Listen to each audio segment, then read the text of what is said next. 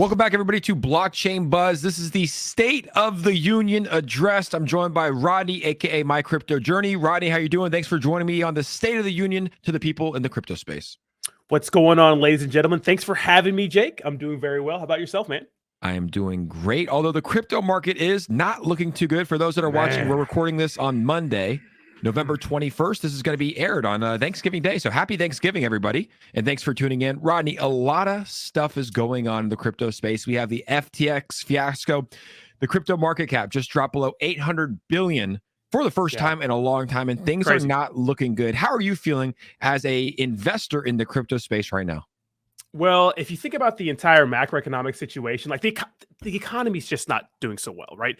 Inflation's crazy. You know, the cost of living's, cost of food, everything's just insanely high. And people don't have the money they did to spend on cryptocurrency. Now, on top of all of that, we are seeing these huge players in cryptocurrencies just go under in a matter of, it seems like one day they're here, one day they're not. So that, you know, coupled with a market that doesn't look good, I don't see the market recovering for a while. It's just not good. It's not a good time to invest, you know?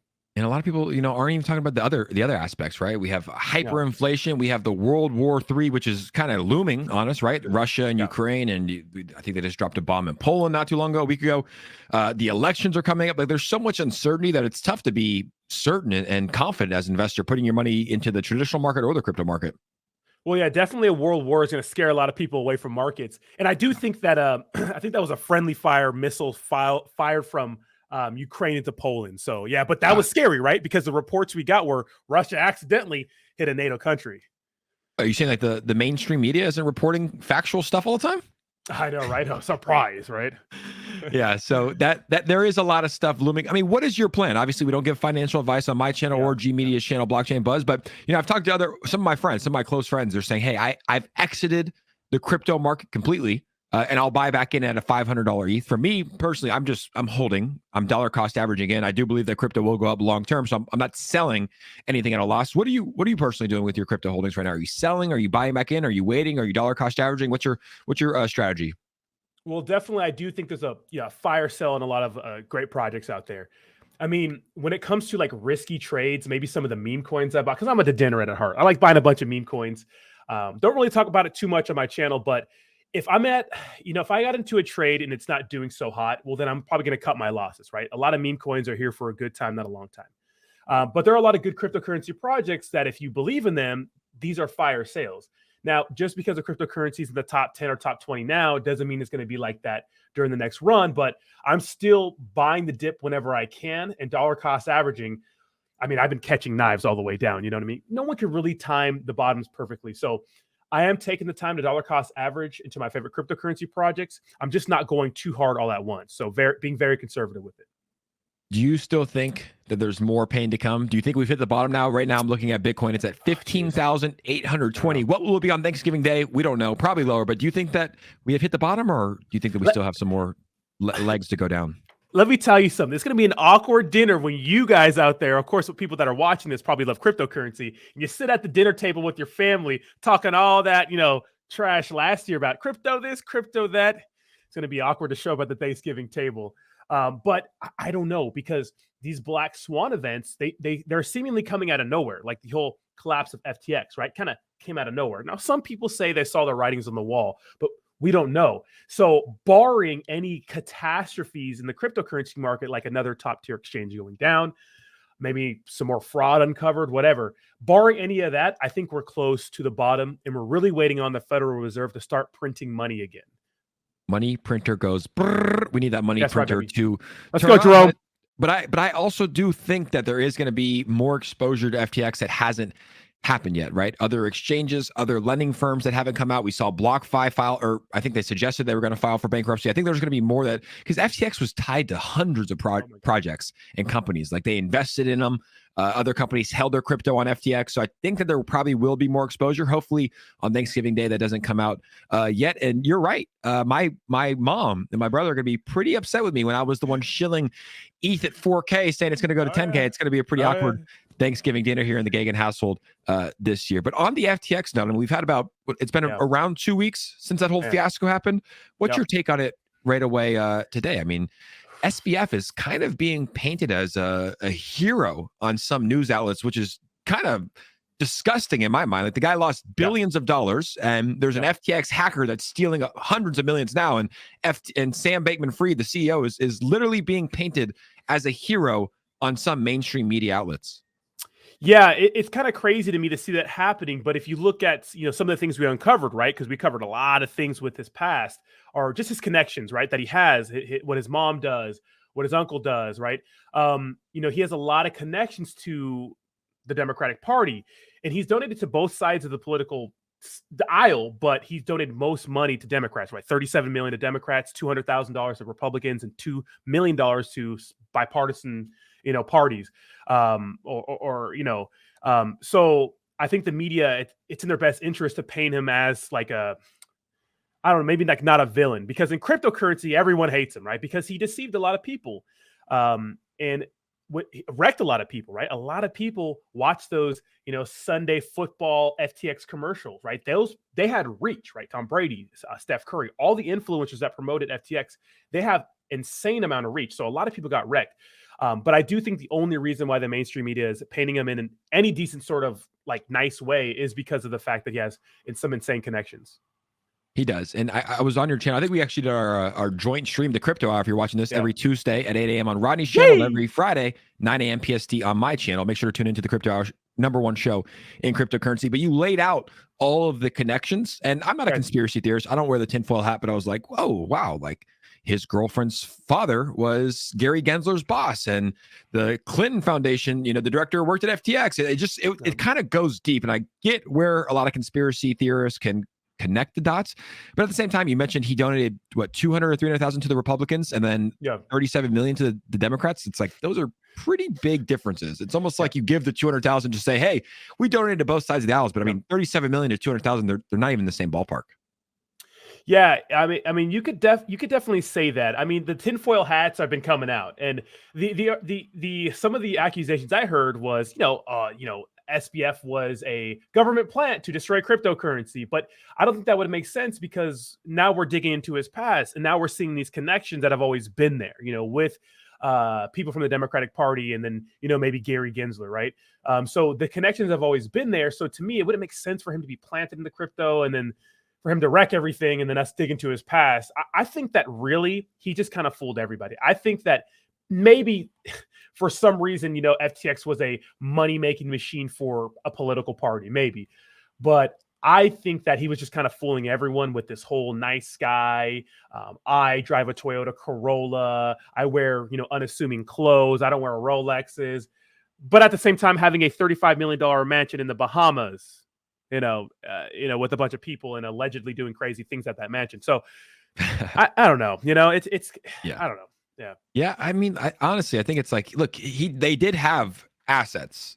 Yep. They did have billions of dollars in assets if the token prices held that price. But look, we saw CZ Binance. He made the tweet. He called it out first. Yeah. And I honestly, at first, I thought he was just doing, and I still don't know where I sit with the CZ Binance tweet and him kind of wrecking it, because it's like he was the #1 exchange. They kind of wrecked the number 2 exchange. Competition, take them out completely. But he made that first tweet saying he's selling $500+ million of his FTX tokens due to findings about their company being insolvent. And then his next thread was, I didn't know that my 4-thread post was going to take them down. It's like, dude, you have 8 million crypto followers. You're the CEO of the #1 exchange in the world. Like, you understand that your tweets have powers. Don't play that card. And Law 15, 48 Laws of Power, crush your enemy totally. It's like he literally crushed SBF.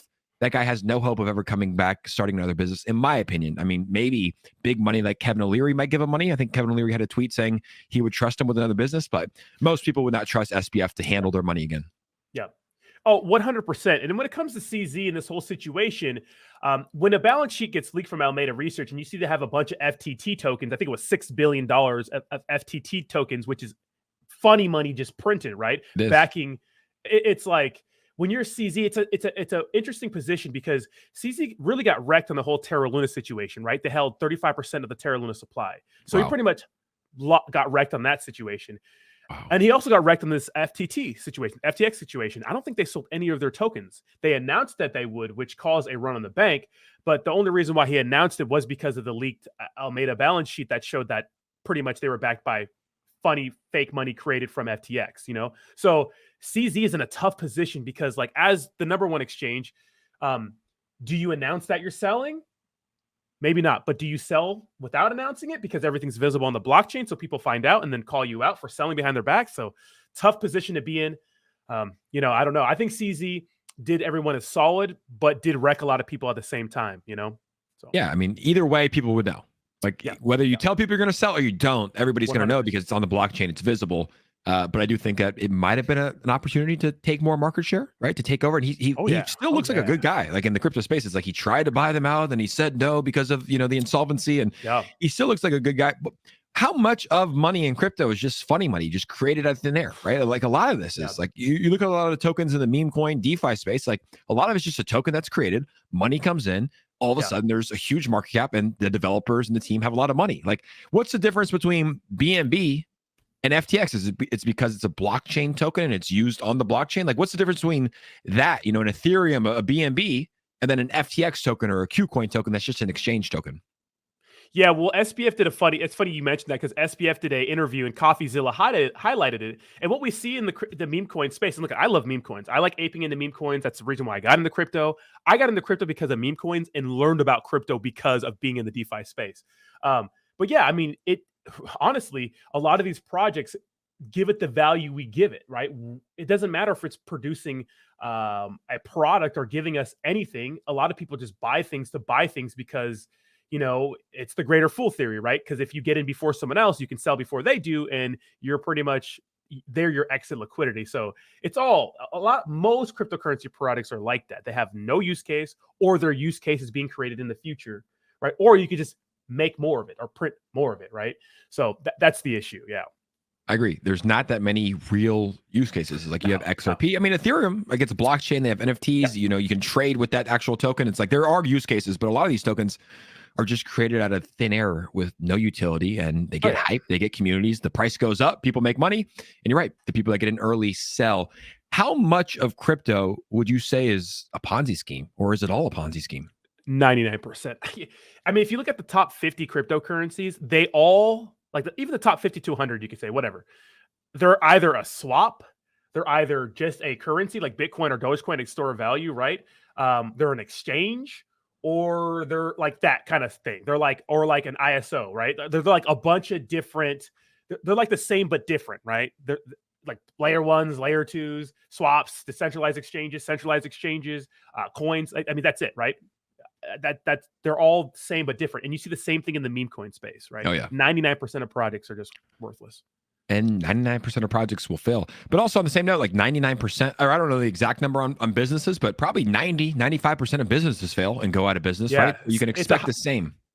It's a high number. Yeah. It's crazy in the crypto space because, you know, most businesses fail and a lot of people it's hard to tell what their intentions are, but a lot of people do come into crypto. Like you've seen a lot of projects who use the blockchain to generate money, but have nothing to do with crypto. It reminds me of like documentaries you saw about the .com era where like, it was like pets.com where had nothing to do with animals, or excuse me, with the internet. It just had .com at the end of it. Like people are just profiting off an industry that's like not really regulated and that's new and they want to make money, you know?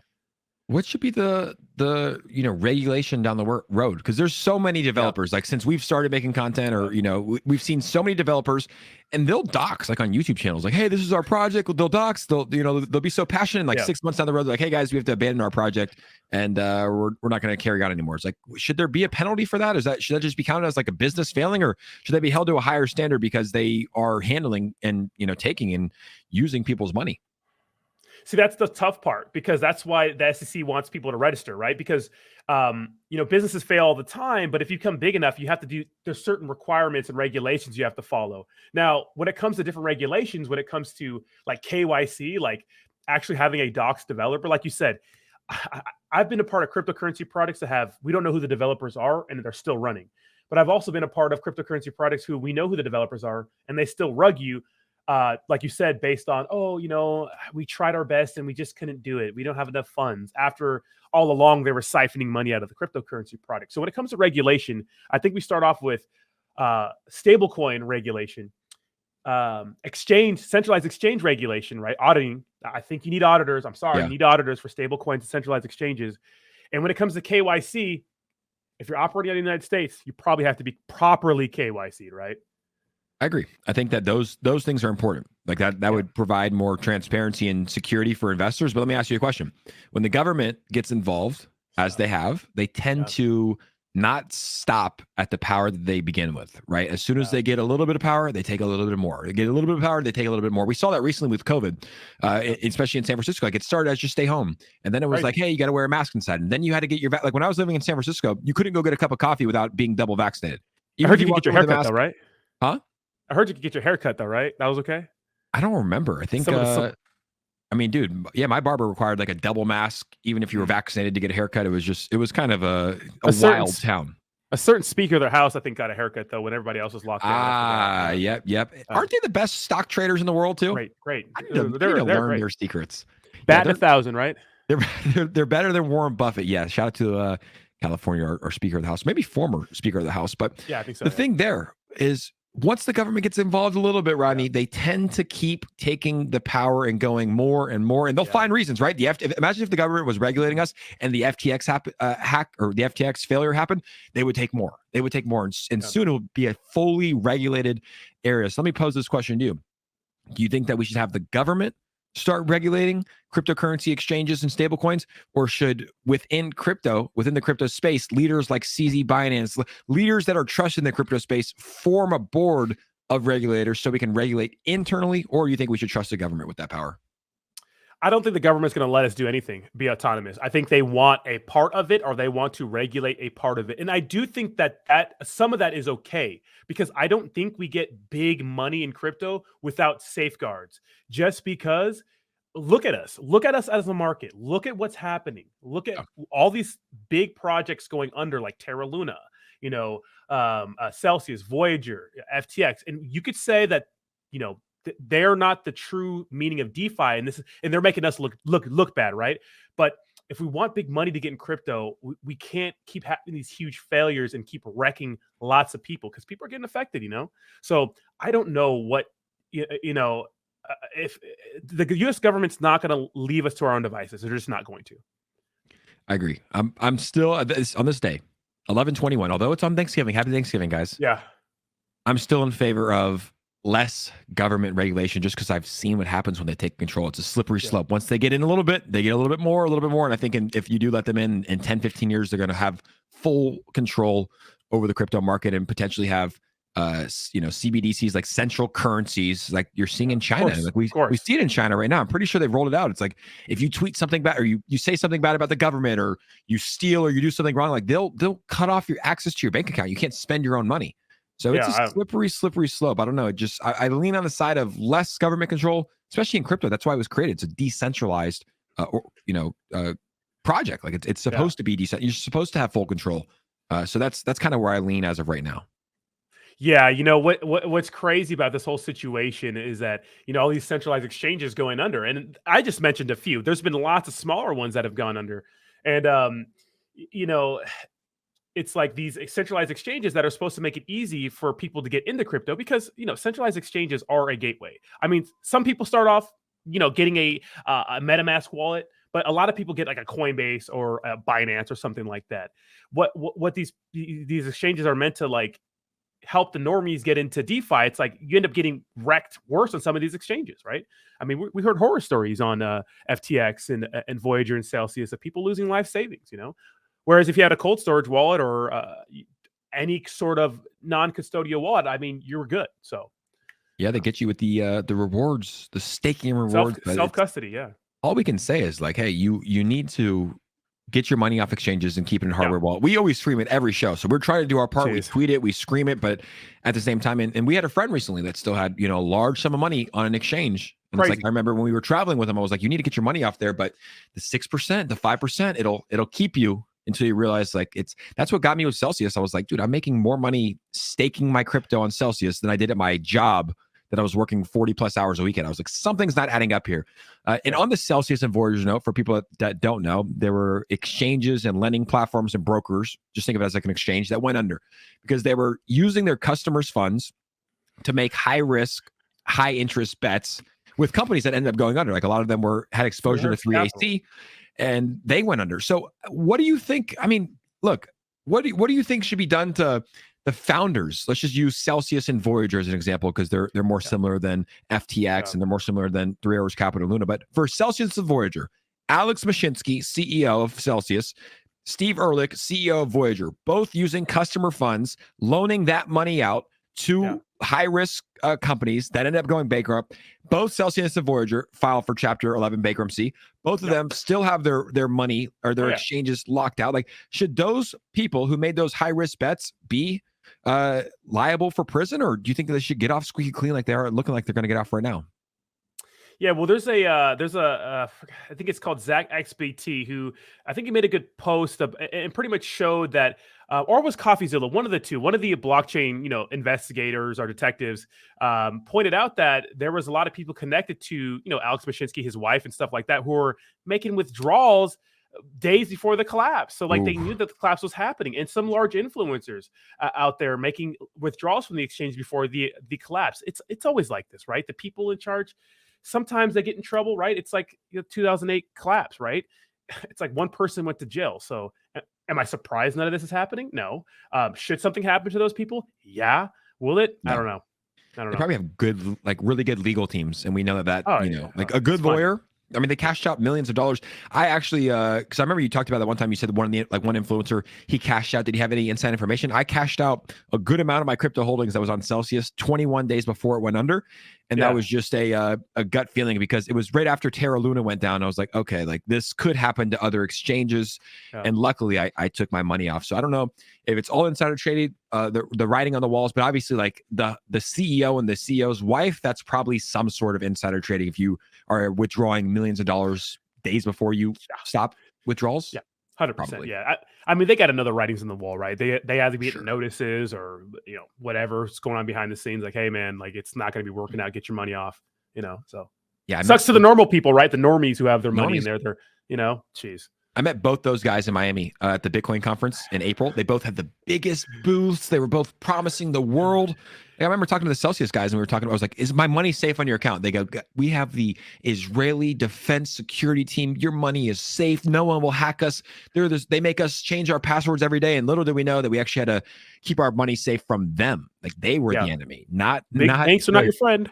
Yeah, exactly. Like they did some shady stuff. So anyways, we'll see what happens with them. Maybe by Thanksgiving, we'll have an outcome. Now, I want to take it to BitBoy Crypto. He's been gaining a lot of notoriety in the crypto space. Just hit 1 million followers. He was he was right about Sam Bankman-Fried. About 2 months ago, he made a fired up video where he was screaming in the microphone, "F you, Sam Bankman-Fried." And turns out he was right about SBF. He's attacking a lot of people. He just made a video attacking Gary Gensler, the head of the SEC. He's been attacking Gary Gensler. Do you think he's picking battles and fights that he doesn't want to? Is he poking the bear, or you think he's really, continuing to try to do good for the crypto space? I don't know. I don't really I'm not a big BitBoy Crypto fan, to be honest. I watch others, most notably, shout out to Coin Bureau. Man, that guy kills it. But he did call out SBF, and he did go off on SBF, right? Because SBF it was up there trying to be good with all these regulators and politicians. That's like not what crypto is, and that's something that CZ even knew, right? Because SBF was taking little jabs at CZ, like, oh, can CZ even come to the United States or attend these hearings and stuff like that? So CZ kind of came off the top with the power move. Now, who leaked Alameda Research's balance sheet?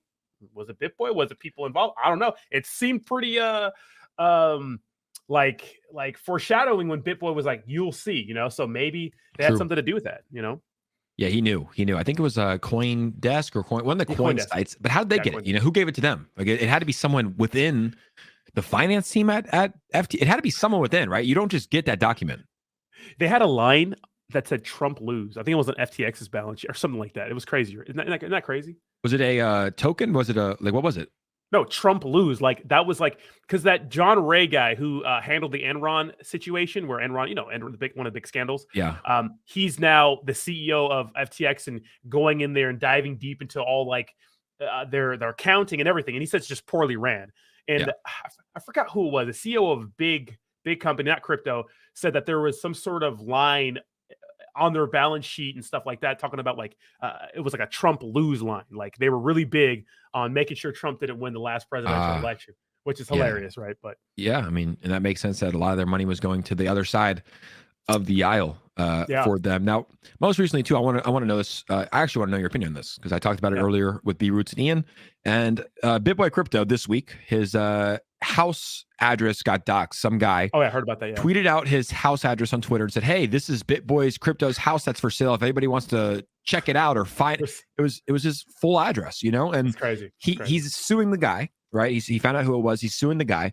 But he made a good point. He's like, "Look, I get it. You know, I'm an influencer. I'm making tweets. I'm causing a ruckus. I'm calling people out. But it's like, you just doxed my address to the world. You put my wife and my kids' safety at risk.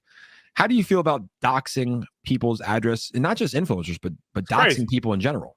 It's crazy. I've like I've had my address and my information try to be doxed by a certain community token that didn't like what I had to say about their project. Why would you? It's terrible. Why would you put someone's like livelihood like in danger for whatever reasons you have on Twitter? It's crazy, but people are degenerates. People are going to do kind of stuff like that, especially if they can sit behind a computer, so we see it all the time. I'm not surprised. It's completely wrong, but I'm not surprised. I wonder, he said he's like getting the FBI involved, and then he's going to sue him after the guy pleads guilty or takes a plea deal for endangering his wife and kids. Yeah, it might just be a lot to make about nothing, but is it illegal to dox somebody? Like, is that illegal? I don't know. Is it public information somewhere? Because exactly, he was selling his house, and the guy just tweeted out, "Hey, BitBoy's selling his house. Here it is." But is it illegal? Is the question? Yeah, I don't know. That's a tough one. I have a feeling that if he's selling his house and it's like public somewhere, I'm sure like if that went to court, I'm sure BitBoy has more money than any guy suing. Exactly. But I'm sure that they would settle on, it's public information. He just put it out there. So. And regardless, it just sucks. I've never been in like a court battle, but I've heard it just gets drawn out. It's expensive. You spend like $200,000 to win $15,000. Like it's just a headache and a nightmare as is. Now, well, yeah, go ahead. Well, BitBoy was strong manning a YouTuber because a YouTuber said mean things about him. So he threatened to sue this YouTuber until the YouTuber pretty much said, "Hey, this guy's suing me for saying mean things." So BitBoy has a little history with lawsuits. So yeah, he probably has a good lawyer. I mean, he obviously has a lot of money. Now that reminds me of, I remember you made a video about Meet Kevin doing the same thing, and that I don't even want to talk about his suing a YouTuber. I want to talk about influencers who are promoting these FTX, exchanges and tokens. A lot of people promoted FTX.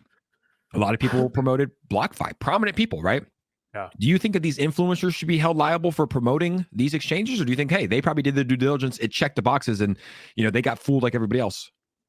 Now, when it comes to the YouTube influencers, man, it's tough because there are some projects obviously that are like not good, but I have to imagine to a YouTube influencer that seems like a layup, right? Because you're looking at who else is promoting. Tom Brady, Stephen Curry. They're going to buy the naming rights to the Miami stadium, right? F1, Mercedes, right? The TSM esports game. So BlackRock, Sequoia Capital, like all these people signed off on FTX. So if you're a YouTube influencer and they're offering you to get paid $50,000 a month to promote this project, which is right around what they were getting paid, it seems like a layup, right? But yeah, it's you got to apologize to the community when something bad happens. So a lot of them are taking responsibility. I don't think the focus should be on them. Their reach is nowhere near the other names I mentioned. Yeah, and it's tough. Even Tom Brady, and when you look at FTX, you thought that it was legit. I did. Yeah, I mean, they never approached me to work with them, but like I always thought FTX was legit. Yeah, they're the number 3 exchange. You check their volume, like they were doing billions of dollars a day in volume. Like they looked like a legit exchange, and you can't really see what 1 or 2 or 3 or whatever it was, 4 people are doing shady behind the scenes. So I think it's important to accept responsibility, just as I'm sure if we promote a project that doesn't do well or it fails, like we'll accept responsibility. We try to do our due diligence, but I think what FTX and Luna showed you is that nothing is really safe. It's like, should you not talk about anything? Should you not talk about any coin because it could go to zero? It's like you talk about the coins and projects that you think are going to do well. There was a Solana, yeah, RIP. Just kidding. Right? Hopefully it makes a recovery. I'm still holding my Solana. It's at, I don't even know what it's at today. Let's see what it's at. It's back up a little bit. Oh no, that was SHIB. It's at 1167. B Roots made a good point though. He's like, hey, take your Solana, take it at a loss. I think my average price is around like $32. It's at $11 right now. For those that know, Solana was caught in the crossfire between FTX and the Alameda Research fiasco, as FTX and Alameda Research were top holders in Solana. They got in very, very early. So they owned about, like, I think it was 10% of the supply. Obviously, FTX went bankrupt. Crazy. That caused Solana to take a plummet as well. But B-Roo's made a good point. He's like, hey, because human psychology, you don't want to take a loss on your positions, right? Like, that's just not what you want to do. You would rather hold. Most people would rather hold to zero than take a loss. But he made a valid point. He's like, hey, sell your Solana at a loss. It's fine, and put it into a project that you think is going to have a higher return, like a Shiba Inu, a Polkadot, a different layer one blockchain. And it kind of piqued my interest. Like, yes, you're going to sell a loss, but if you do invest that into a project that has a higher return, you're winning in the long run, even though short term you're selling at a loss. What are your thoughts on that? Yeah, I think Solana could make a comeback. I think it could, because it's, aside from the exposure it had to FTX and maybe some of the shading dealings, it was still like a pretty big popular project. And I remember that, during the bull run, that and Cardano were like kind of like looking at like the real competitors for ETH, especially in the NFT market. But yeah, 100%. Sometimes you just got to take an L, right? You got to hold an L. That's what I said. And markets like these, like, you don't want to sell everything. You don't want to realize all these losses, but there are some trades that you just got to hold the L for, Is Solana one of those? Maybe. I mean, I'm not heavily invested in Solana, but man, if I have, tens of thousands of dollars or maybe hundreds of thousands of dollars in Solana right now, it's like, that's, you're going to hold it till it goes to zero. So yeah, sometimes it's going to take a loss. Yeah, you have to look at it. But I think you made a valid point too. It's like, hey, Solana, the blockchain is still operating. Like, sure, it's had its downfalls here or there. The community is still there. Like, all that happened with Solana, the reason it's down is that FTX and Alameda were top investors. Like, that's why. And, I'm seeing the narrative online. It's like, it's actually a good thing, because one of the downfalls of Solana, people were saying it's centralized, right? It's owned by a centralized entity like FTX, like a good amount of it. So now it's like, hey, we're not centralized anymore. Like, we're not held by the powers that be of SBF and Alameda. We're fully decentralized now that they've sold most of their tokens. So it's one of those that we'll just see. I lean towards holding it, because I don't think there's anything wrong with the blockchain. There's nothing that happened with Solana. They just got caught in the middle of a shitstorm. That's it. They did. And they have a phone, Solana phone. Yeah, dude, come on, man. Who uses iPhones anymore? Although if you use a Android, red flag for Android users. With your 2 megapixel camera. Sorry, we don't care about your camera. Get a blue bubble so we can text in group chats. Every time I see a green text, I'm like, ugh, It's cringy. It is definitely very, very cringy. Now, where do you expect? Let's flip the narrative, right? We know that a bear market happens every 4 years. It's happened. Yeah. It's cyclical. This is a cyclical market. Every 3 years we go up. Every 1 year we go down. For my personal opinion, I think we're going through hard times right now. I really do believe that cryptocurrency and blockchain technology is the future. I really do believe that we're going to hit a bottom. We're going to go back up to all-time highs here in the next couple of years. Like, just hold and you'll be rich again. You'll make money again. How do you feel about it? I mean, a lot of people are so doomed. It's over. We're going down. It's never coming back. How do you feel about cryptocurrency in the long run? Let's say 3 or 4 years. Do you think we're going to be back at all-time highs? Or do you think we're going to be down here forever? Well, we have a lot of firsts, right? So this last year and some change, we really saw the cryptocurrency market really start to be coupled with the other markets, right? Cryptocurrency was moving with other currencies, right? So when the strength of the dollar went up, cryptocurrency went down, and we saw it really following the markets, which usually cryptocurrency's been a hedge against inflation. Well, this is the first time that maybe cryptocurrency goes through a big recession since we weren't here for 2008. So there's a lot of firsts, and I think this year we're seeing a lot of bigger entities, banks, companies, Fidelity, even JP Morgan Chase, even though Jamie Dimon, right, the CEO, says, like, half the articles are crypto's bad and the other half is Bitcoin's good. Now we saw that today, that something with JP Morgan doing something with a DeFi wallet, right? They just launched a patent for a crypto wallet. They launched a patent. Yeah, and so we're seeing Polygon with these huge partnerships with Disney, Coke, Starbucks, right? We're seeing all these crazy partnerships. It seems like mass adoption is happening. It just seems like, with the combination of economic hard times with inflation, right? Inflation's looking bad, a war that may escalate or not, inflation going absolutely crazy in other countries, right? Partnered with these crazy black swan events, which are probably necessary to get the bad actors out of crypto. I think all that stuff is making a lot of fear, uncertainty, and doubt in the market, which is forcing people to think that cryptocurrency is dead. I think that it's different now. I'm not sure if we're gonna, run this year or next year, but I don't think crypto's dead by any sense of the mean. And I do think that we'll be going to all-time highs sooner than later. Agreed. It's almost inevitable. in my opinion, just with, like you said, mass adoption. You're seeing Yeah. major companies get into blockchain. You're seeing all these different teams and sporting venues get sponsored, although FTX, it showed that it doesn't really matter. But I just think the conversation is starting a little bit more on crypto. And I think that education is the biggest thing. You know, the people that don't invest, I'm like, why don't you invest? Like, it just goes right over my head. I don't get it. And I'm like, I didn't get it at first either. You know, it was confusing for me too. What's the blockchain and what's a wallet and how do you can send crypto like that? Like, what are gas? I didn't understand what it was until you kind of put yourself in there. And you could probably agree or disagree, but once you throw yourself into the fire, it becomes second nature, just like anything else. Yeah. Well, like using like say if you're sending USDT, if I was sending you USDT, right?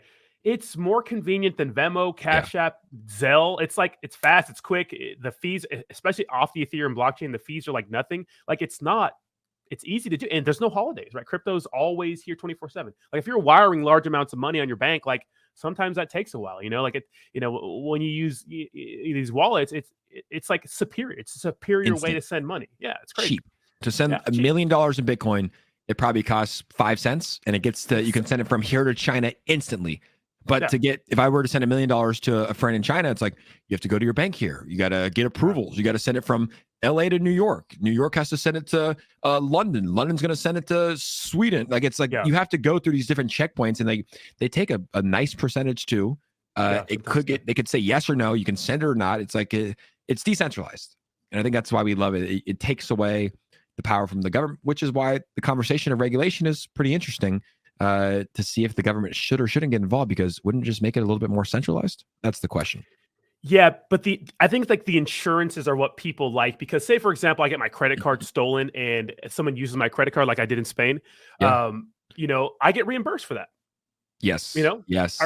But if someone steals your keys or you connect your wallet to the wrong site, which people do, and your crypto gets, taken from you, no insurance.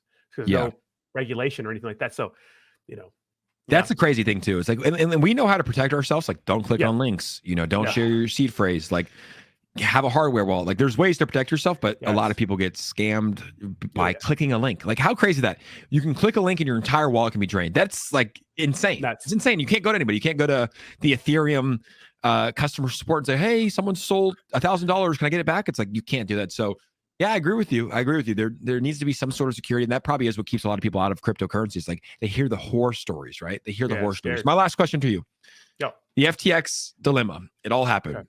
They went down. The FTT token crashed. They filed for bankruptcy, and then boom, FTX gets hacked for 500 plus million. You think it was a hack, or do you think it was someone internally?